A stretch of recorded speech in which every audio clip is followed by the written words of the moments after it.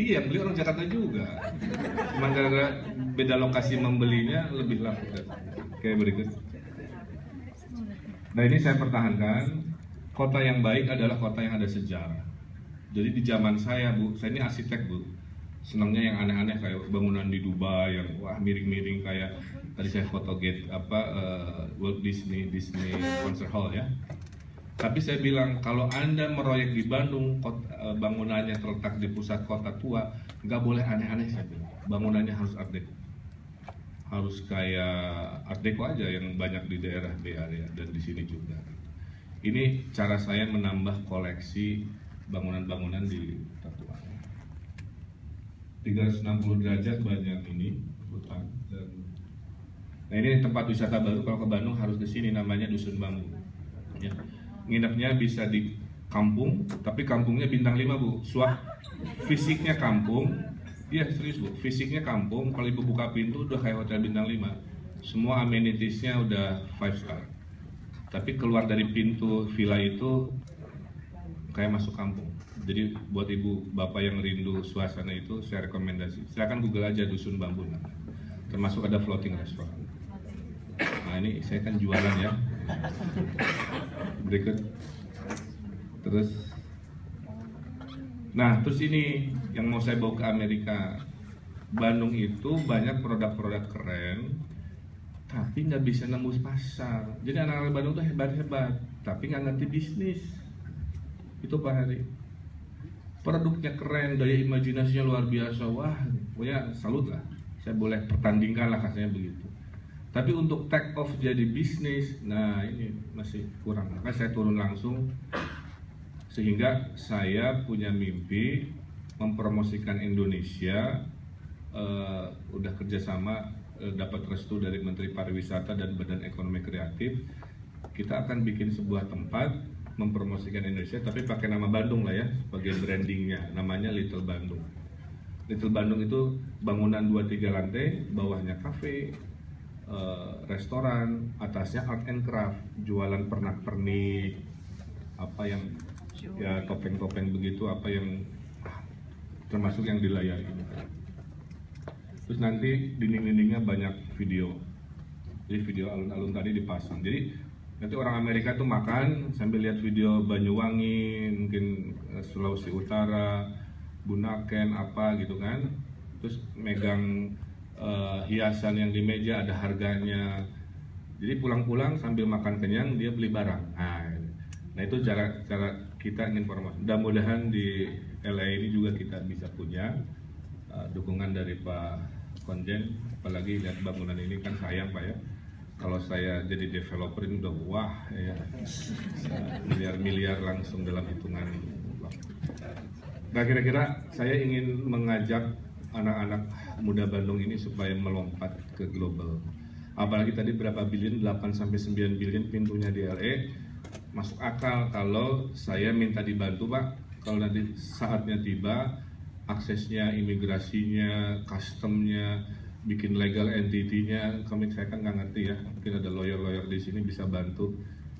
Dengan begitulah kita bisa menjadi bangsa yang kuat, karena solidaritas itu, supaya jangan kalah dengan komunitas Korea di sini, komunitas Tiongkok di sini dan lain sebagainya. Nah jadi mohon dukungannya seperti itu. Berikut, terus. Nah ini orang Jakarta kalau weekend ke Bandung. Orang Jakarta tuh hobinya macet. Kalau weekdays di Jakarta, kalau weekend di Bandung. Memang hobinya. Ekonomi kita rata-rata baik ya. Ini berita baiknya. Ini saya bilang ke orang Amerika juga begitu. Berikut. Terus. Nah yang saya lakukan fondasi dulu kalau bikin bangunan itu. Apa itu fondasi? Government itu harus 1 clean, 2 kompeten, 3 melayani, ya, serving public. Banyak yang pintar, profesional, melayani tapi korup. Banyak yang bersih, pintar tapi malas-malasan. Saya bilang jadi birokrasi di zaman saya harus punya 3 value itu: clean, competent, and serving people. Jadi saya tanda tangan MOU dengan KPK untuk bikin Alhamdulillah sebulan sebelum kesini saya dapat kabar tingkat korupsi di Kota Bandung di zaman saya ini menurun tajam karena sistem proteksi seperti ini. Berikut. Kita juga sedang mempersiapkan diri Bandung sebagai the first human rights city of Indonesia. Karena human rights itu kadang-kadang hanya dipahami secara apa istilahnya ya, nggak ditulis gitu. Kita nggak tahu sama tahu gitu. Saya hormati ibu, ibu hormati saya itu. Padahal harus ditulis supaya menjadi law, supaya di Bandung nanti saya dengan jelas pasal-pasalnya memproteksi hak anak kecil, hak perempuan, hak disabilitas, hak minoritas dan lain-lain. Sehingga nggak ada lagi bikin gereja susah apa karena tadi iya di depan mulut tapi sebenarnya prakteknya nggak toleran kan begitu ya, contoh kecil. Jadi itu kita lakukan mudah-mudahan Desember beres. Oke. Terus nah, yang saya banggakan dengan orang Bandung khususnya senang gotong royong. Tuh. Saya pidato di Forum Wali Kota Dunia Pak Konjen 2014 2014 dan bicara lagi nanti 3 hari lagi di New York. Dulu saya nanya, saya harus bicara apa? Bandung saya baru jadi wali kota. Saya bilang kan, infrastruktur belum nyampe, public transport belum ada. Mr. Mayor, you speak about collaboration. That's the strength of Bandung. World city wants to learn about collaboration. Kesimpulannya itu, jadi akhirnya jualan nilai orang Indonesia ke dunia ternyata gotong royong. Social value. Kenapa kita senang bersilaturahmi? Kita bikin survei the happiest society di dunia. Dari 150 negara yang disurvei, Indonesia rankingnya 19. Jadi lumayan tuh rankingnya. Kadang sedih ya, kadang happy gitu. Dapat paycheck, happy, akhir bulan sedih lagi. Gitu. Singapura negeri yang maju Pak Konjen, rankingnya 140, mohon maaf. Artinya apa? Kaya raya, wealthy, tapi dia sebenarnya tidak. Nah, saya ingin kombinasi sambil saya bangun infrastruktur yang mahal dan panjang, happiness itu harus saya angkat. Maka di Bandung kita eksperimen dengan namanya Happiness Project. Makanya yang 2 bulan lalu tadi dapat survei itu. Kolaborasi, happy society. Nah, saya bikin project tersenyum, gue balik lagi juga. Sehingga orang di Bandung rata-rata begini insya Allah. Walaupun ada yang ompong di bawah. Berikut. Terus urban farming juga. Saya dulu pendiri Indonesian Urban Farming. Saya baru baca tadi pagi di sebuah artikel that urban farming now produce 1/5 supply of vegetable all over the world. Jadi artinya jangan underestimate the power of niat. Jadi ibu harus punya niat, ada lahan kosong nanam sayur apa, ada dinding kosong pasang pot yang isinya sayuran, ada rooftop. Itu dikalikan ribuan orang yang berpikiran sama, kita jadi petani kota. Nah ini di Bandung kira-kira begitu. So urban citizen can produce their own food. Next. Nah ini happiness projects, kita nonton layar tancap seminggu sekali di kampung miskin. Saya sama Ibu Wali 1 jam setiap minggu kita makan malam dengan orang warga paling miskin di kota Bandung. Sambil saya bereskan secara sistem, saya datangi secara sosial satu-satu. Jadi 1 minggu ada 1 keluarga diundi, kita datangi bawa dinner, kita beresin masalahnya, ada yang putus sekolah kita bayarin, ada yang butuh modal, ada macam-macam. Nah terus saya berpikir, ini orang Indonesia yang paling susah itu mentalnya Pak. Saya cerita ya, apa adanya. Ada yang nanya, Mr. Mayor, what is your biggest problem running Bandung? Saya bilang mentality. Di Bandung tuh orang terbiasa melanggar izin mewakili Indonesia pada umum. Jumlah reklame yang legal itu 5.000 titik, yang ilegalnya 7.000. Bangunan dibangun tanpa izin, kafe-kafe nggak bayar pajak, pengusaha besar akuntansinya 2 Pak. 1 akuntansi buat report ke government yang bodong, 1 yang aslinya di dapurnya kan gitu. kira-kira gitulah. Maka akhirnya saya bikin namanya merevolusi mental, tapi temanya harian. Kenapa? Karena orang Indonesia superstitious, percaya hari malam Jumat banyak hantu, gitu kan? Malam Minggu pacaran dan sebagainya.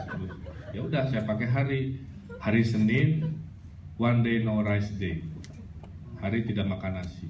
Karena orang Indonesia konsumsi nasinya terbesar sedunia, 140 kg per tahun per kapita. Diabetesnya paling banyak di usia muda sekarang. Jepang hanya 60 kg per kapita per tahun. Jadi saya bikin one day no rice day. Tuesday is no smoking day. Jadi dilarang merokok. Kalau ke Bandung hari Selasa nggak boleh merokok. Hari Rabu adalah Sundanese Day untuk memproteksi budaya lokal. Karena saya orang Sunda, maka Sundanese Day. Saya nyarios bahasa Sunda di Terbok kira-kira begitu. Kalau Kamis, we speak English because we need people of Bandung to be competitive, ya, for global economy. Nah, duta besarnya rada manyun karena datang hari Rabu. Sorry, Mr. Ambassador, you come Wednesday. Our law says you have to wear Sundanese, jadi Jumat begini, terus Sabtu is festival, ya, berikut. Nah, ini contoh kecil. Sebelumnya, Jun. Sebelumnya. Nah, saya ingin mengubah kota yang jorok jadi bersih, itu susah. Tempat sampah di sini dia nyampahnya semeter dari tempat sampah. Jadi kalau duduk Bu ya, ini makan nih. Itu ada tempat sampahnya, kita kan jalannya 3 meter, dia enggak, ini selemparannya dia aja, gitu. Jadi akhirnya saya bikin sebuah perubahan kultur terinspirasi dari Jepang. Orang Jepang itu pungut sampah, grouping. Ya. Jadi saya bikin namanya pick up your trash every Monday, Wednesday, and Friday. 30 minutes before going to school, citizen of Bandung pick up trash. Logonya ini dibikin oleh anak Indonesia di New York. Pak Wali, saya mau bantu Bandung, tapi saya tinggal di New York. Kamu apa keahliannya? Graphic design. Saya lagi bikin gerakan pungut sampah, kamu bikin. Ini contoh kolaborasi. Saya sampai hari ini saya nggak tahu dia di mana, wajahnya gimana. Tapi hasilnya kesini hadir. Itu yang saya maksud diaspora itu, kita bisa berkolaborasi asal kita ada komunikasi, berbuah kebaikan Bu ya. Berikut, sehingga anak-anak begini, sampai ada anak istri lapor, Pak Wali, teman saya sekarang malas buang sampah sembarangan karena tahu akan dipungut teman sebelahnya gitu. Jadi dia malu gitu kan. Alhamdulillah. Berikut, ini efek Amerika. Karena 60% anak muda kampanyenya pakai superhero. Saya bilang you are a superhero if you pick up a trash gitu. Jadi kalau anak-anak dilatih begitu. Jadi kata Pak Wali, kalau saya pungut sampah saya superhero. Maka kita kampanyenya Marvel Inspired Superhero. Next. Terus saya rubah ruang-ruang negatif dalam 18 bulan menjadi taman-taman yang positif. Ini yang melahirkan kebahagiaan tadi. Tadinya harus ke mall, sekarang ke sini. Termasuk jomblo-jomblo ya, single-single yang tidak punya pacar itu saya kasih tempat namanya Taman Jomblo. Coba sebelumnya. Pak Wali, kenapa kursinya satu? Ya jomblo kan single. Oke. Terus kenapa kursinya tingginya lain-lain?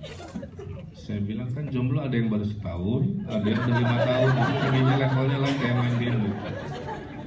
Saya protes lagi, Pak Wali, kenapa jomblonya tamannya di bawah kolong jembatan? Kan nggak sopan. Saya bilang, mending jomblo kehujanan, mending jomblo teduh. Justru saya sayang